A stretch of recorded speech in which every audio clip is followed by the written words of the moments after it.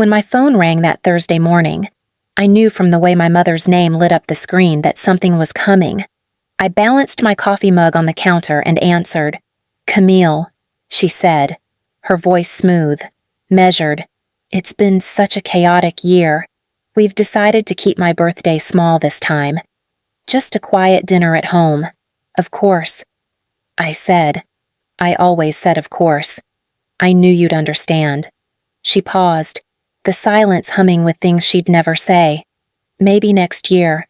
We'll do something bigger then." "Yes, next year," I said. The call ended with a soft click, like a door closing on its hinges. I stood there, staring at the mug, cooling between my palms. My daughter Lila was coloring at the table, her brother Evan stacking Legos nearby. "Grandma's not doing a big birthday this year," I told them, keeping my voice light. "She needs rest." Lila didn't look up. "Can we still send her the card?" "Of course," I said again. By evening, the house was quiet except for the dishwasher's hum. I was scrolling through Facebook when a video auto-played without sound. My mother's dining room bright, gold-lit filled the screen. Vivian Hart sat at the head of the table, candles flickering over her silver hair. My father was beside her, glass raised. My sister Olivia laughed from the other end, the same clear laugh our mother always said was good for guests. I unmuted the clip. "Happy birthday." "Mom," someone shouted. Applause. Laughter. The sound of cutlery. The camera panned wide, showing faces neighbors, my mother's bridge club friends, even Olivia's ex-husband. Everyone but me. Everyone but my children. My hand tightened around the phone. Lila and Evan's wrapped gifts sat on the counter, a lavender candle, a watercolor card, a small silver frame. We'd spent the weekend wrapping them together, the kids whispering over ribbons. Evan wandered in with his blanket, rubbing his eyes.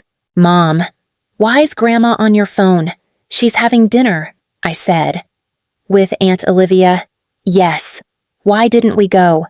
I opened my mouth, but nothing came. He waited, blinking up at me, the same green eyes as mine. "Behind him," Lila whispered.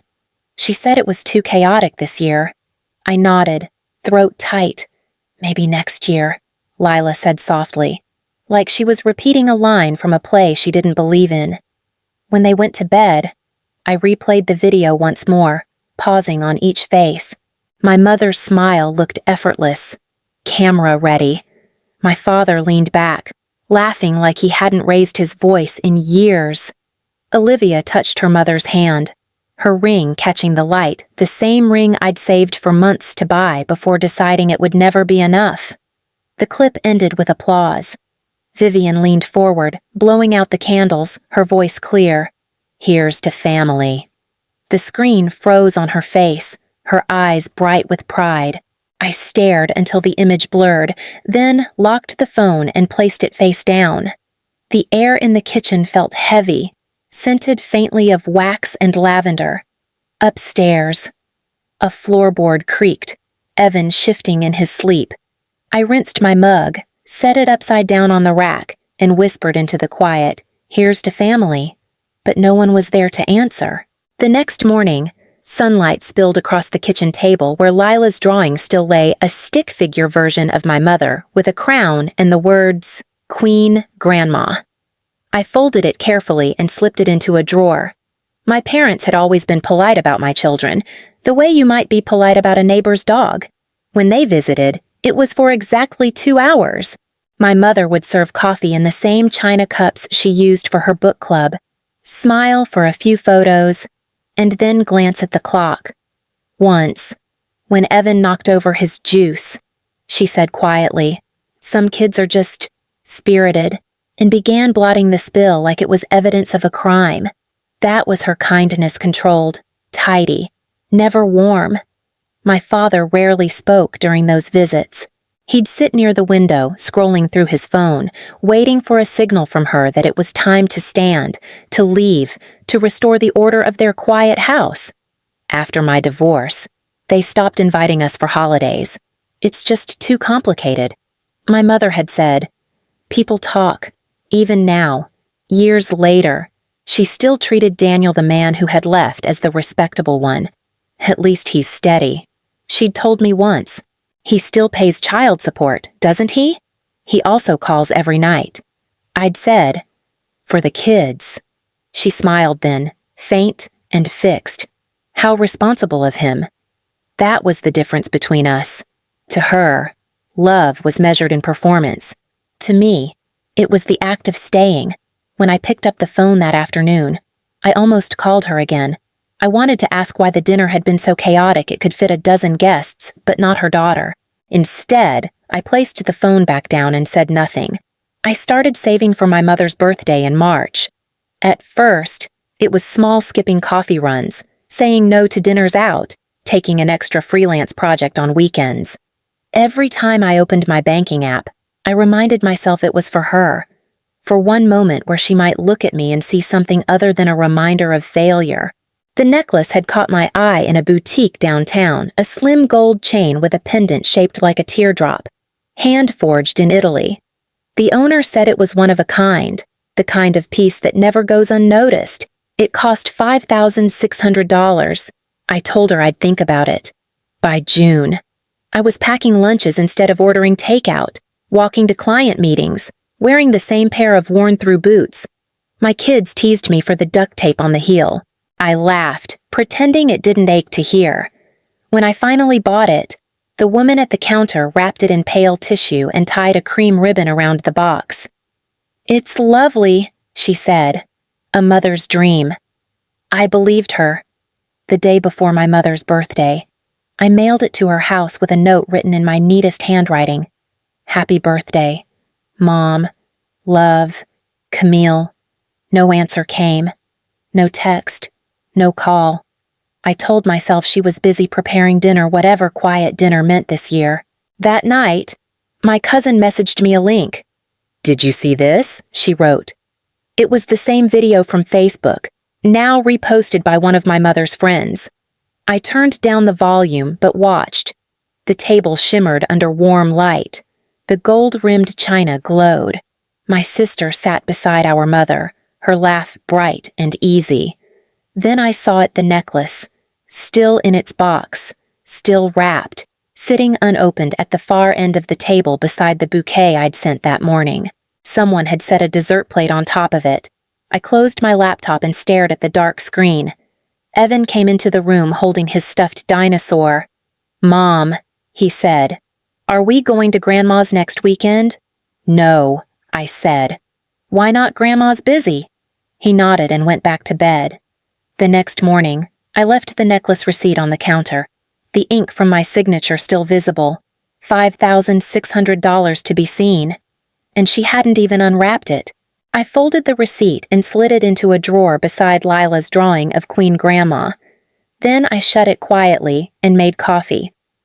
On Sunday night, after the kids were asleep, I went to the closet and pulled out every gift we'd wrapped. The lavender candle, the slippers, the photo frame, even the small stuffed bear Evan had chosen for his grandfather. I laid them all across the table under the kitchen light.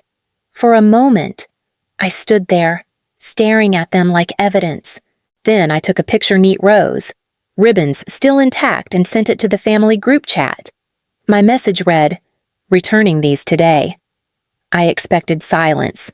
Instead, 40 minutes later, headlights flared across my driveway. A knock rattled the door. When I opened it, my father stood on the porch, jaw tight, coat half buttoned. "What the hell is wrong with you?" I didn't step back. "Good evening, Dad. Do you have any idea how this looks? Your mother is humiliated. Everyone saw that message." "I'm sure they did."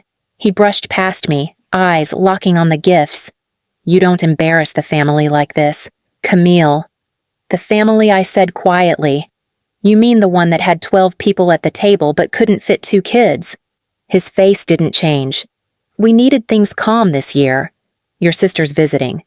You know how fragile she's been." "Fragile," I repeated. "You mean unemployed and living in my old room." He stiffened. "You have no right to speak to me that way." "I didn't think I had any right at all," I said. He looked around the kitchen like he couldn't find the right surface to rest his anger on. Your mother doesn't need this drama. She didn't need my gifts either, I said, or her grandkids. For a second, the mask slipped. He almost looked tired. Then he exhaled and muttered, You've always been too emotional. I learned from the best. That one landed. He turned toward the door. You should be ashamed of yourself. I said, for years. He left without another word. The door shut hard enough to shake the picture frames. Upstairs, I heard a soft creak. Evan, awake again. I waited until the house stilled, then gathered the gifts into a box. The next morning, I drove to the boutique where I'd bought the necklace. The woman behind the counter looked surprised. It's beautiful, she said. Is something wrong? No, I said. I just changed my mind. She nodded, unwound the ribbon, and took it gently from my hands. Would you like the full refund? I thought of my mother's untouched dinner table, of my father's voice echoing through my kitchen, of my children whispering about chaos. Keep a restock fee, I said. When I walked out, the morning air felt different, lighter but empty. The parking lot shimmered with a thin mist, the kind that blurred everything behind it. I sat in the car for a long time, hands still on the steering wheel, and said aloud, No more gifts. My voice didn't sound angry, just finished. For the first week, there was nothing. No calls, no messages, not even one of my mother's clipped texts asking about the children. The quiet felt like a punishment, but also like a gift I hadn't known I wanted. Then, on the 8th day, I opened Facebook and saw her post. A picture of my mother and my sister on the porch, arms linked, mugs in hand. The caption read, So grateful to have my baby home for a while. The word, while stuck like a thorn. Lila came up behind me, saw the screen. Grandma looks happy. She said, She does. I answered. That night, my phone rang. It was Aunt Margot, my mother's younger sister, the only relative who ever spoke plainly. Her voice came low and urgent. Did you know Olivia's been staying with them for weeks? I figured. I said. She's not visiting. Camille. She's broke. Lost her job months ago. I saw her at the grocery store using assistance cards. Your parents are covering it up. They don't want anyone to know. I said nothing. She's driving your father's car now, Margot added. The one you helped buy. I closed my eyes. Thank you for telling me. Be careful, she said softly. They'll spin this their way. After we hung up, I stared at the dark window. The reflection staring back at me looked calm, almost detached. My mother had built an entire world on pretending we were perfect. Now she was doing the same for Olivia, protecting the illusion. Later that night, Lila tiptoed into my room. Can we still send Grandma our school pictures? I brushed her hair back. Not right now, sweetheart. Because she's busy. Yes, I said quietly. Because she's busy. Lila nodded, trusting that answer the way only children can. When she left, I sat there in the dark and thought, busy covering the cracks. 3 days after Aunt Margot's call, a text from my father appeared on my phone. Can we talk? I stared at it for a long time before replying. Not tonight. An hour later, another message arrived, this one from my mother. It's been a difficult time for all of us. We just need to talk. Camille. No apology. No mention of what they had done. Just that same word talk, as if everything could be reset by conversation. I left the message unopened. 2 days passed. Then Olivia texted, They think you might be willing to help. I answered after a while. Help, with what her reply came almost instantly. You'll see. Maybe we could call. I typed. Why now, but didn't send it. The next day, she called anyway. I let it ring. Then came a voice note, her voice softer than I remembered. Camille, I didn't know Mom wasn't inviting you. I swear I didn't. When I finally pressed play, I almost believed her. Almost. Later that evening, Another text arrived. They're worried. Things have been hard here. They want to talk to you about support. That word support sat on the screen like a bruise. I wrote back, support for who her answer came me. Just for a little while. Until things settle. I didn't reply. For the rest of the night, the phone stayed face down on the counter. I made dinner, helped Lila with her spelling, listened to Evan hum while brushing his teeth. My parents' house, their silence, their games, none of it entered my kitchen. When I finally picked up the phone again, the screen had gone dark. I turned it off completely. By Friday, I'd made up my mind. I texted my mother that they could come over for lunch on Sunday. I wrote it plainly, no warmth, no invitation to small talk. She replied within a minute. Oh, thank God. Your father and I were hoping we could all move past this. I set the table with plain white dishes. Nothing fancy. When they arrived, my mother stepped through the door holding a pie. My father close behind her, hands in his pockets. Camille, she said brightly. It's so good to see you. Come in, I said. She bent to kiss Lila's forehead, then straightened when Evan barely looked up from his tablet. He's gotten shy, she said. He's fine. I answered. My father gave a brief nod. That old gesture that meant we're doing this for your mother. We sat down. The first 10 minutes passed with weather talk, work talk, small talk that smelled of avoidance. My mother complimented the casserole. My father ate quietly. Then she sighed the signal before a pivot. You know your sister's been having a rough time. She began. It's not her fault the company downsized. She's been through a lot, I said. So have I. My mother blinked, smiled thinly. Yes, dear, but this is different. We were hoping you might help her get back on her feet. I can help her find a job, I said. My father's voice cut through. She's not used to working those kinds of jobs. Then she can match whatever she's got left, I said. He looked up sharply. That's not how family talks. That's exactly how family talks in this one. Silence pressed down. My mother's eyes flicked around the room, the couch, the new flooring, the art on the wall. She was calculating. You've done well for yourself, she said, almost accusing. I worked for it, I said. That's all. We're not asking for much, she continued softly. Just a little to help Olivia through this rough patch. Rent, groceries, maybe something to get her car back in shape. I stood then, took the pie from the counter, and placed it gently in the trash. Lunch is over, I said.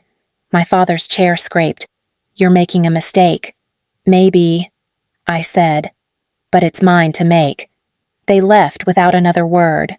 After the door closed, the kitchen stayed still.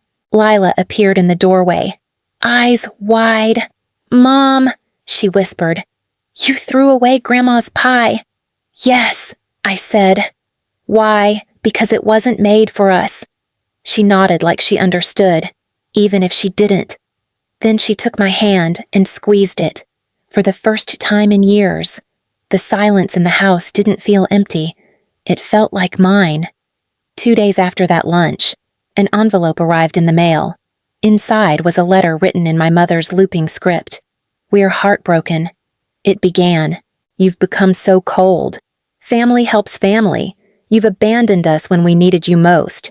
No mention of what they'd done. Just a performance of grief on expensive stationery. At the bottom, both signatures Vivian and Robert. I read it twice, then folded it back into the envelope. They wanted a reaction. Instead, I opened my laptop and pulled up the loan documents for the Hyundai Palisade I had co-signed the year before. My father's car, the one he had cried over when I handed him the keys. The title still sat in my name. That night, I called the loan company. I'd like to transfer the vehicle back.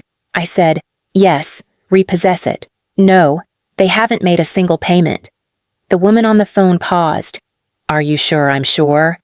2 weeks later, a tow truck pulled into my parents' neighborhood. I wasn't there, but Aunt Margot was. She told me later the neighbors had gathered on their lawns, watching. My mother came outside in her robe, shouting, "There's been a mistake." My father stood behind her, red-faced and silent. By evening, my phone lit up. "Vivian, how could you do this to us? You humiliated your father." I called her back. She didn't wait for me to speak. "You think this makes you right. You've destroyed any chance of this family healing," I said. "You disowned me. Remember, the car goes with me." There was a pause, a small, stunned quiet before she found her voice again. "You'll regret this. Maybe," I said. "But you'll finally know what it feels like to lose something you took for granted." I hung up before she could answer. Outside my window, the evening was dark and still. In the distance, I could almost imagine the empty driveway in front of their perfect house, the missing car, the missing control, the silence they had earned. For the first time in a long while, I felt no guilt, only balance. A week after the car was taken, there was a knock at my door just after 9. When I opened it, Olivia stood there, shivering in a light jacket, a suitcase beside her. Her hair was pulled back, her face pale. "Hi," she said. For a moment, neither of us moved. Then I stepped aside. "Come in." She walked in slowly, eyes scanning the house as if she expected judgment to hang from the walls. "I quit the job," she said. "I didn't know you had one." "I tried. It didn't last." She exhaled, fingers tightening around the handle of her suitcase. "I need somewhere to stay." "Just for a little while. You have somewhere to stay," I said. Her eyes flickered. "Not anymore." "What happened?" "They found out," she said quietly, "about the car, the dinner, everything. Mom says I betrayed them. That sounds familiar." She nodded, then whispered, "I'm pregnant." I let the words hang in the air. "Does Mom know she will soon?" "Who's the father?" Her mouth trembled. "Someone who won't be around." I looked at the couch. "You can sleep there tonight." "Blankets in the hall closet." She sank down onto the cushion, relief and shame written across her face. "Thank you." "For what?" "For not slamming the door." I shrugged. I thought about it. That night, she stayed silent while I tucked the kids in. When I came back, she was curled on the couch, staring at the ceiling. "They'll never forgive me," she said. "They'll try to make you pay for their embarrassment. That's not forgiveness."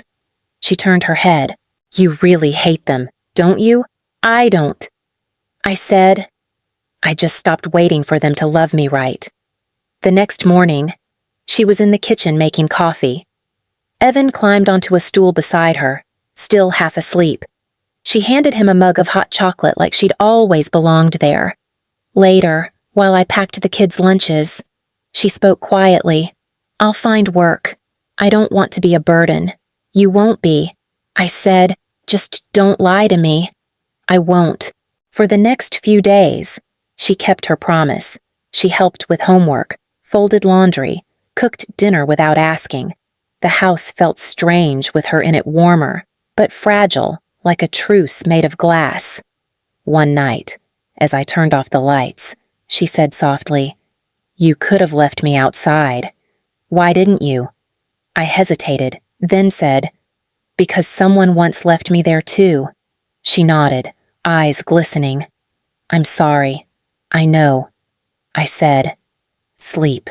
By morning, she was already up, humming to herself, sunlight catching the side of her face. For the first time in years, the sound didn't ache. It just filled the silence. 2 weeks passed before I heard from my mother again. This time, it wasn't a call. It was a Facebook post, a photo of her standing beside a used pickup truck, smiling too wide. The caption read, "New beginnings." Someone commented, "What happened to the Palisade?" My mother replied, "Ask Camille." So I did. Underneath the photo, I wrote, "Sold it, paid off the loan, used the rest for my kids." She didn't respond, but I saw the tiny scene appear beneath my comment. That was enough. That night, Olivia sat at the table helping Lila with her math homework. My phone buzzed again, another message from my mother. This one private. Your sister told us everything. We just want to make peace. Let's meet. We miss our family. I read it twice and passed the phone to Olivia. She frowned. They think I'm your ticket back. I nodded. They always think love is something you can buy. Are you going to answer? She asked. Yes. I opened a blank message and wrote, I'm glad you love your version of family. I'm building mine, the kind that doesn't need shame to survive. Then I blocked their numbers, one by one. That weekend, I took the kids to the park. Evan raced ahead, shouting for Olivia to watch him climb. She laughed, hands on her stomach, her face soft. Lila pressed a flower into my palm. Grandma forgot about us, didn't she? She asked. No, I said. She just didn't know how to treat us right. Lila nodded and slipped her hand into mine. When we got home, a man from 2 towns over arrived to pick up the Palisade. He smiled as he signed the papers. Perfect condition, he said. Feels like a fresh start. Good. I told him. It should. After he left, the driveway looked clean, almost bare. I used part of the sale to finish the loan, then transferred the rest into the kids' savings and a small envelope I labeled whatever comes next. That evening, Olivia made dinner simple pasta, nothing fancy. We ate together, all of us at the same table. No one raised their voice. No one performed. When the dishes were done, Lila showed me a drawing, 4 stick figures holding hands. Mom, Lila, Evan, Aunt Olivia. At the top, in bright red crayon, she had written one word, home. I pinned it to the fridge and said quietly, no chaos anymore. Olivia smiled. Not anymore.